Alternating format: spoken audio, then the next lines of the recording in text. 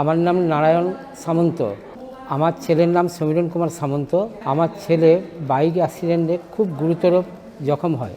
এই অবস্থায় আমি ভারত সেবাশ্রমে নিয়োগ করি। আগে তো কথা বলতে পারতো না। ডাক্তারের অপারেশন করার পর তার পরিষেবায় আমার ছেলে আগের তুলনায় অনেকটা কথাও বলতে পারছে, অনেকটা স্টেবল হতে পারছে। ভারত সেবাশ্রম সংঘে হসপিটালে এখানকার অপারেশন খরচপাতি অনেকটা কম শুনে আমার ছেলেকে ভর্তি করেছিলাম এবং সত্যিকারের অনেকটাই কম। তার জন্য আমি ভারত সেবাশ্রমকে আমার আন্তরিক শুভেচ্ছা ও ধন্যবাদ জানাই।